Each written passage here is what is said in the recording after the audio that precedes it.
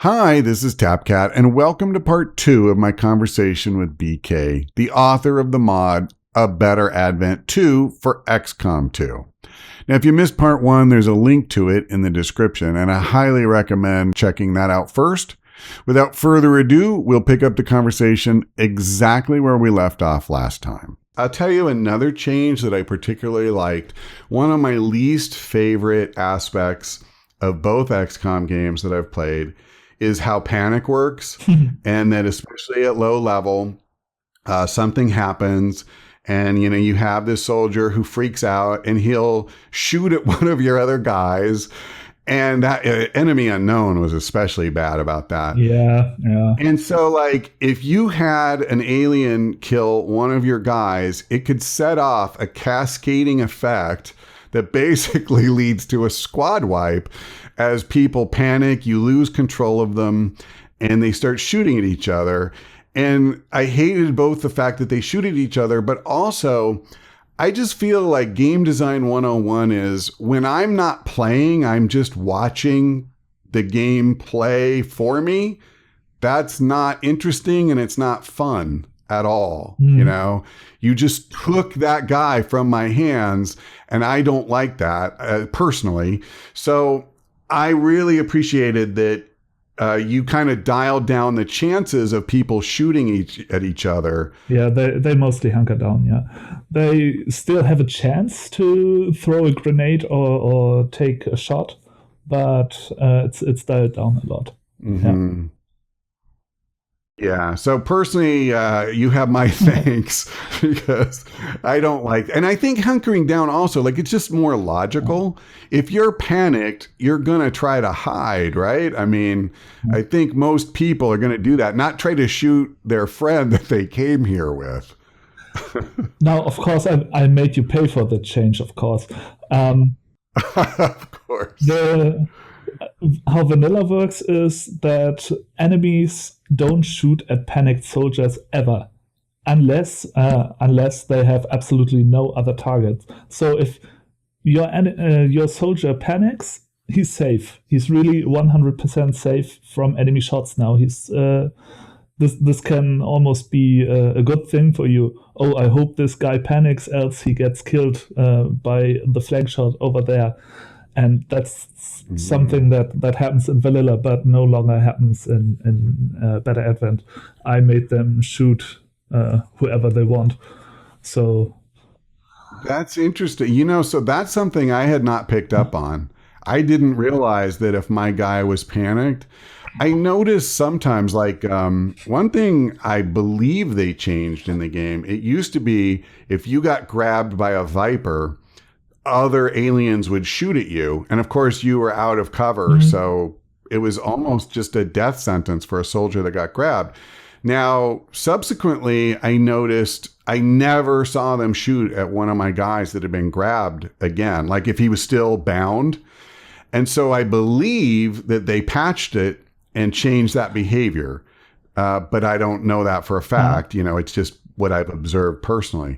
But I didn't realize that they had it where if you panicked, I mean, I like that, but I understand what you're saying too. Like, hey, tough luck, Charlie. If he panics, I guess it's incumbent on the rest of your squad to try to protect him somehow. I'm fairly sure the Vipers always work like they do now. I'm not completely sure, but I think it was like that. The vanilla II doesn't shoot at bound, panicked, or mind-controlled guys.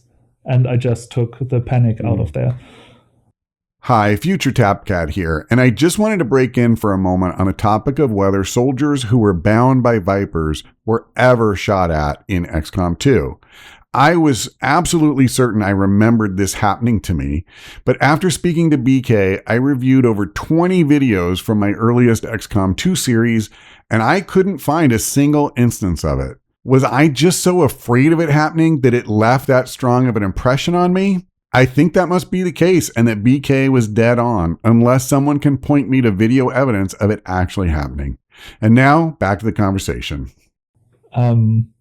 Longbow 2, by the way, went a step further and made enemies also shoot at mind control and bound targets, to immense frustration for many people. They shoot at mind control targets? The mind controlled guy runs out of cover, throws a grenade at one of his teammates, and then gets gunned down by aliens. Oh, that's not nice. Yeah, don't get mind controlled. Yeah. Yeah, that would almost make me want to carry a mind shield or whatever they're called. Something I have never once equipped on any soldier. I don't know about you, but my philosophy is bring something that helps you win, not something to try to keep from losing. And I feel like blocking mind control, like it's one of those. War of the Chosen has an item like that too. It's like you get rezzed with 1 health if you get killed. Think bring something to kill them, or even a mimic beacon, because mimic beacons are so good. But don't bring the if I lose, then I don't really lose button. I'm a huge fan of flashbangs. When you throw a flashbang at enemies, that breaks any mind control they have up as well, and so this completely makes the mind shield completely useless. I agree, and I will say, like, I use flashbangs in the early game. I really live and die by them. I feel like I've had this nagging suspicion for a while that in the late game, where I tend to use plasma grenades more, or, acid bombs, things like that. But I kind of have this nagging suspicion in my mind sometimes, like, should I really be bringing flashbangs more? Because they have such a big area of effect. And even without mind control, being able to disorient aliens, man, it hampers them. It's really good. I use them until the end game. I usually have 2 flashbangs with me on an 8-man squad, of course. And having one for the occasional mind control, or to keep down a codex, stop him from splitting, or just give that penalty to aim to a bunch of Advent. It's just really useful. One thing I'll give Long War 2 props for in the short time that I played it, obviously they do many, many things to make the game more challenging for you, right? But if I remember correctly, every soldier got an extra carrying slot for flashbang grenades. And I really liked having those. Am I remembering that correctly? Do you know, or am I completely making this up? I think they have passive on some soldiers you can take that gives you an extra flashbang. I don't think that's really... I thought I remembered that when I started. I played like 5 missions. So, like, for the record, people, do not take what I say about Long War 2 as some kind of gospel. So I don't think there's really an equipment slot for it or so, but you get additional... you can get flashbang through perks. Yeah. Okay, cool. So... I mentioned War of the Chosen briefly. You want to talk about that a little bit? Freely acknowledging that at the time we're recording this, we have, let me think, a total of 1 introduction trailer that is all cinematics, 1 trailer focusing on the assassin that's all cinematics, no gameplay, and then some interviews that Jake Solomon has done. And so there's very little detail that we have to go on. What were you going to say about Jake? He just went on every interview he could get anywhere. If anyone would listen, Jake Solomon was there and gave an interview. It's amazing how this guy just went from one place to the next. And I've been following War of the Chosen on Reddit, of course, and there was just every day new threads about Jake Solomon being there and just talking about his expansion, of course, and so much info to get from that as well. He was really open to talk about a lot of things. He was. Right. And it's funny because, like, we learned about so many things, but you also learn about him at a kind of surface level. Mm-hmm. So, like, you find out, hey, there's these new heroes you can recruit from the Resistance, and they tell you a couple of abilities that they'll have and things like that. but there's so much you don't know about what their abilities are going to be. Like one thing I thought was really interesting, they told us the most about the Reaper, and just sounds like an amazing stealth class. It reminded me of what I had seen in the Shinobi in Long War II, because it can, when it goes into concealment, it has a one tile range where it can be seen. So basically it can just go anywhere and stay concealed. And even after it breaks concealment, it has multiple ways to get back in. Sounds insane, right? So great, right? It sounds insane. And it moves 50% faster while concealed. So I'm looking at that go, man, that's just bonkers. But here's the part that blows my mind. I look at the photo they have, and she's holding what appears to be a sniper rifle. And I'm thinking, I just would never have paired those two things. That seems so counterintuitive. She's like the ultimate mobility machine, and she's holding a weapon that she can't fire if she moves that turn. Or maybe not. Maybe it's not a true sniper rifle, or maybe she's governed by different rules. We just don't know that yet, right? So how do you really use her? I don't know, but I'm kind of eager to find out, because when I was reading that description, yeah, like I've never even been somebody. There's people that love their concealment rangers, right? And they really get mileage out of them. And on occasional missions, I've managed to do that and been really happy with it. But most of the time, I just need that damage output, and I don't keep them concealed. So I'm not even like a big scouting concealment guy. And even like, you show me that and I'm thinking, whoa, daddy, this sounds good. That certainly sounds like it could blow up some of the missions really well. Like, could you just run into an alien facility, drop the bomb, and get out? Right. What are the drawbacks attached here? Is this only for like a turn where he can go down to this one tile concealment range? And like you said, we don't know. Right. Exactly. Because it sounds so overpowered, but it's like anything, the devil's in the details, and you have to find out. So let me ask you this. I don't know if, like, do you intend to try and update is the word I'm looking for, Better Advent, so that it would fit with War of the Chosen? Yes, of course. And I appreciate that you corrected yourself there, because yes, I'm looking to update it, certainly, that they work together. I'm not necessarily looking to upgrade it. So if there's like new enemies or something in there, I haven't decided yet on if I would want to do anything with that. Like if I wanted to make new variants on that, or I guess like when the rulers came out, right? When the Alien Ruler DLC come out, I got asked almost daily, are you going to do a new ruler?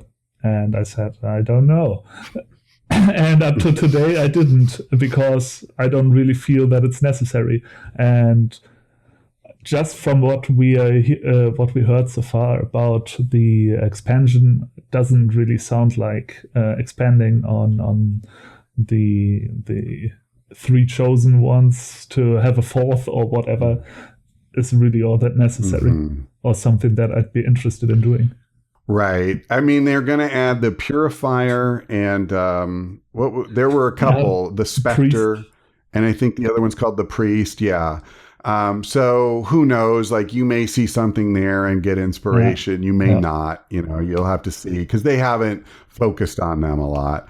The other thing, I don't know if you'll know this, but I mean, I'm looking at it and I'm thinking, if you're working on something like Spectrum or Long War II, is it even possible to update a mod like that so that it's compatible at the same time with vanilla game and War of the Chosen? Because they're changing so much in War of the Chosen, like on the strategy layer as well as the tactical layer. Can you even operate in both of those realms at the same time? Or do you basically reach a point where you need two different mods when they're also affecting the strategy layer so that's the big question, right? We have been speculating about that a lot. and we don't know yet. It depends a lot on how the expansion is implemented. If it itself is basically just a huge mod like the DLCs were, or if it changes a lot of the core game as well. And if we with the DLC, it worked like that we got an update for the core game. Everyone got that, even the guys that didn't have the DLC installed. And the DLC just slotted into these updates. And depending on how the expansion works, we may be able to get mods work with either. But personally, I think this might just not be the case. I think there's a very good possibility that there will be two versions of mods, and that mod authors will end up not being very motivated to keep both of them around, which could have all kinds of repercussions. Because I don't know, but I don't have the time to update two mods every time I made something to one of the versions. I don't really feel like testing it either, right? So I don't think everybody always realizes, right? Like the number of hours that are going to go into a project like that you're not being paid. You know, like this is a passion project. And yet it has all of the work requirements of a job. You know, it's work. So, yeah, I totally get what you're saying. I spent 700 hours in the developer's kit to make the mod, plus countless hours in the game itself, testing and talking and all the things. And, you know, just spending another 50 hours on top to make sure that I can also make it compatible with a version that I'm not even playing myself is not really something that I'm interested in. So I really hope that mods can be made compatible with both, but I'm skeptical. I can see it for a Better Advent. A Better Advent is actually a fairly lightweight mod that doesn't really go deep with the changes, but it goes wide with the changes. So that will likely work out fine in the end. But something like Spectrum or Longbourn 2 might really have a problem on its hand there. It seems, from my perspective, as you know, again, being outside the modding, I look at it and I think, man, that would be amazing if you could do it.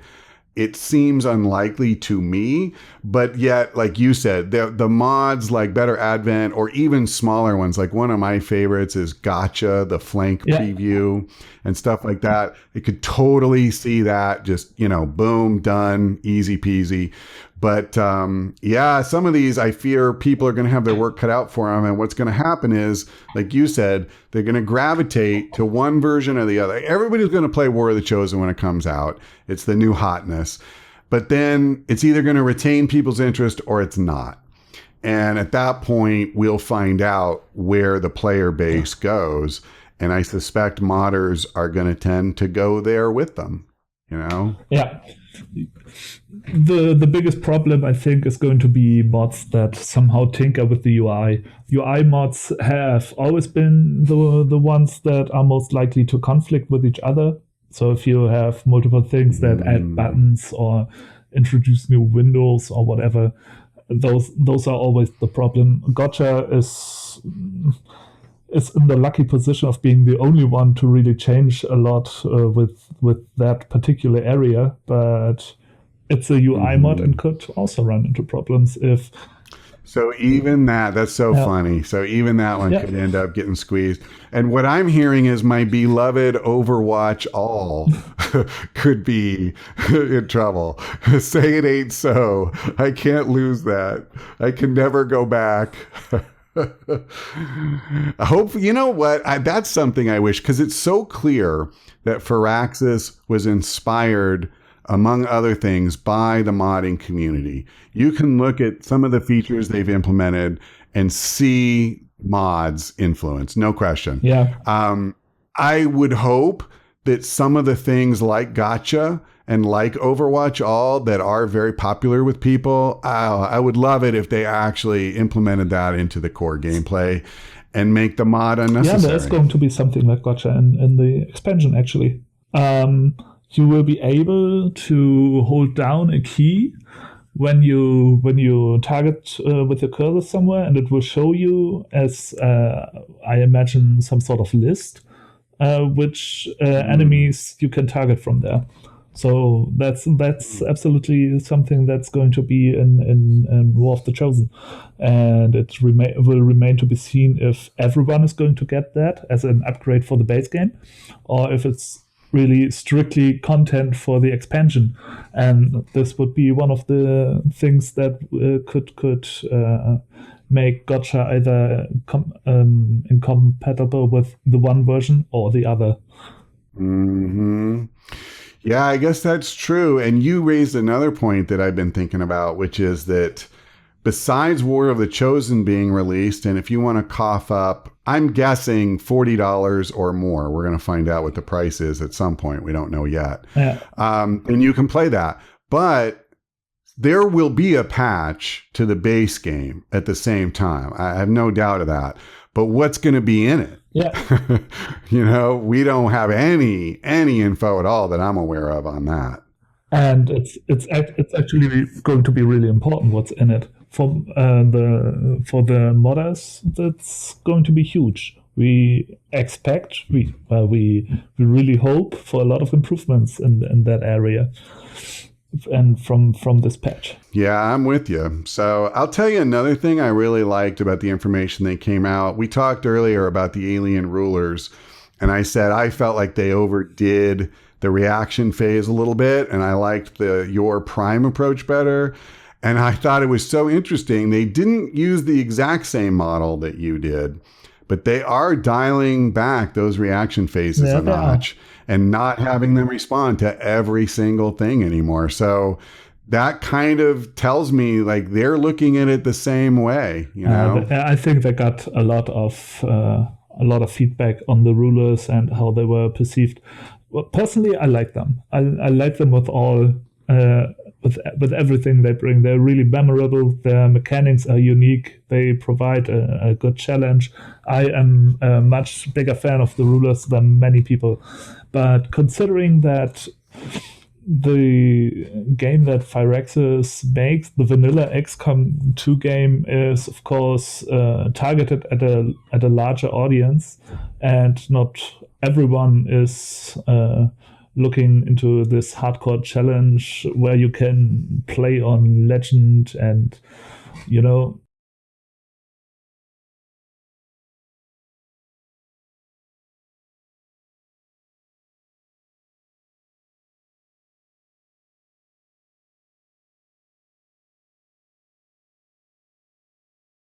some people just want a bit more casual approach, and Firaxis has to deliver for everyone. And I can see dialing down the alien rulers being something that they felt was necessary for that. Speaking as someone who has quite a few XCOM guides on his channel, and a video titled "Is XCOM 2 Too Hard?" I can tell you I get a lot of comments from people who are like so clearly they've reached a point of extreme frustration. And so on the guides, it tends to be people who are just so grateful they found a source of information that helped them. Like not long ago, I got a message from somebody who basically had felt like he had wasted his $60 on the game. And because he found the guides and it helped him get over the hump, like now he loves it, now he really enjoys it. But there really ought to be a better path, I feel, for helping people get up that learning curve. The game hides so much information from you, and you're just expected to kind of suffer through acquiring the knowledge the hard way through trial and error and all that. And not really for me, because I don't know, as you said, hardcore XCOM 2 players were kind of masochists. But I wish that they would have something in there that helps. Like, okay, I'll give you an example, actually. One thing that at least potentially in War of the Chosen they've talked about that I love is that if you do something like flank an alien or shoot from an elevated position, they're going to give you these points that you can use later to spend on upgrades and stuff. Yeah. Now, if they actually tell you in some way in game that that's the case, then that is awesome because you're helping new players by saying, look, I'm going to give you a reward for playing well. This is something you might not have thought of on your own, but it's a really fundamental tactic. You know, try this. You'll be surprised. And by the way, I'm going to give you a little something for it. Like, I really like that. Yeah, makes a lot of sense. It doesn't need to be an hour-long tutorial or anything, but like, come on, guys, something. Mm-hmm. Yeah, they can't put too many tutorials in it because the game is, of course, meant to be replayed over and over and over again. So right, they have to see what they do there. They have this a few introductory voiceovers, but those are, of course, only in-game. Really, they don't touch on game mechanics, just on, well, you know, don't destroy enemies with explosives, Commander, or something. Right. Yeah, no one ever gets tired of hearing that. Right. One thing I want to make clear, what I'm not saying is, hey guys, you should dumb XCOM down. You should make it an easier game. No. Like, keep it hard. Keep it, like, I'm fine with all that. And then you mentioned the alien rulers. Honestly, the only real issue I had with them is that for when they make that mission available to you, we talked earlier about how the early game is a little too punishing. I think I took Operation Regal Beast, where you meet the Viper King. It was like my 5th mission or something like that in the campaign when I first played Alien Hunters. I had no idea what was waiting for me. I think I lost one soldier, and I am so grateful that that's all I lost. Like, they go through you like, you know, I can't even think of a good metaphor. They tear you up, they chew you up and spit you out. And it's really brutal if you activate them that early. Yeah, that mission is really difficult, actually. So something I like to do with the alien rulers is just I deactivate that mission. So the alien rulers just appear when they want to. Usually that's when the base alien behind them also appears. So you get the Viper King just randomly in some mission without any warning beforehand. You can't just let the mission rot until you feel like having plasma and everything now, and you can just walk through it. And that's always a memorable point in every campaign when I'm just on your random hack mission, and then in the last turns of the mission, bam, Viper King, have fun. Right. All right, I just realized I've kind of turned this into an alien rulers rant when I said, hey, let's talk about War of the Chosen. Right. So I won't go any farther down that rabbit hole.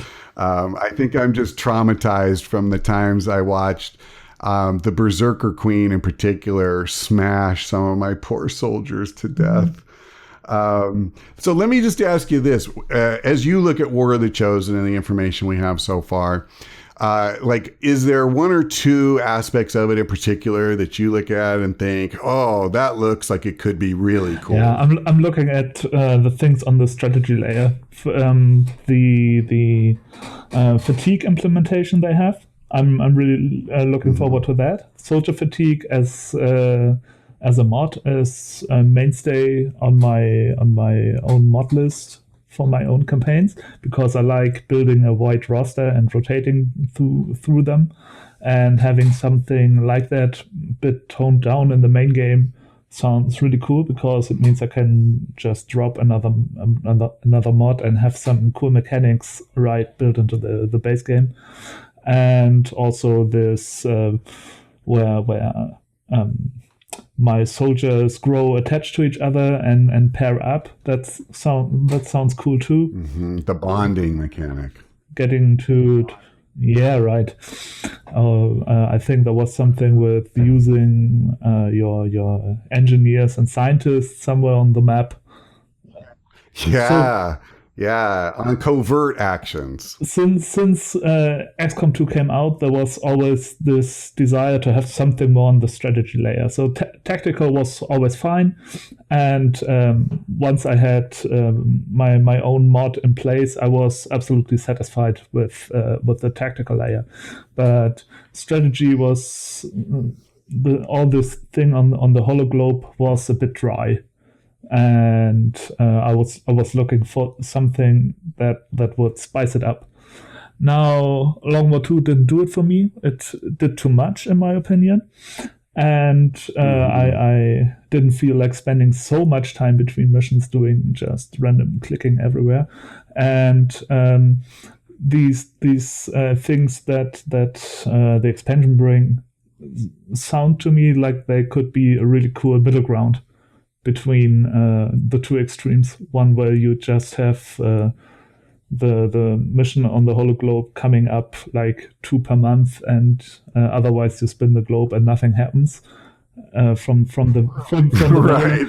or the Long War experience where you have like 20 events in a week and you have to decide which ones to pay attention to and be just generally be a bit overwhelmed.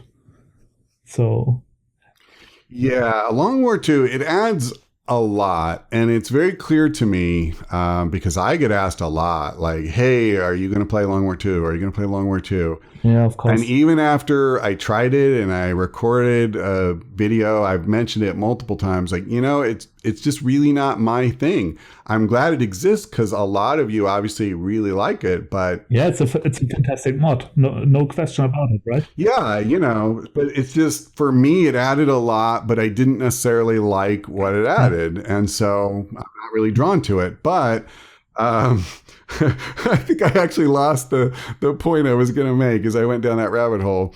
The strategy layer, you're right. It's something for me when I play XCOM 2 that, it's just there. So I take care of that business.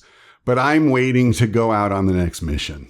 Yeah. Because that's the part of the game that I find interesting and, a challenge that I enjoy. And so I have no idea if the things they're talking about adding will be things that I like, or if I'll have a reaction like I did with Long War, where it's like, okay, well, you added these things, but they aren't necessarily things, that I'm into. Mm-hmm. And of course, I'm only going to find that out when it comes out and I try it.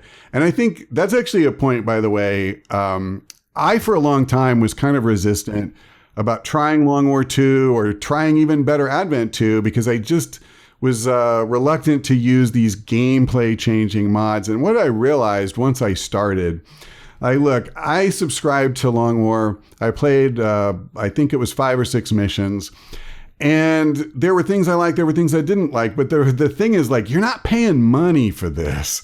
So, right. Hey, there's this whole world of stuff that people have spent long hours creating. So if you have a curiosity about it, if you have an interest in it, just download the thing and give it a try, because as soon as you decide it's not for you, you can just dump it and forget about it. But on the flip side, you might find you really love one of them. Like, look at how many people have just played the heck out of, whether it's the big mods like Long War, or they're like me and they fall in love with things like Gotcha and Overwatch All. Like, there's just so many. So I'm going to give a little plug for the modders here.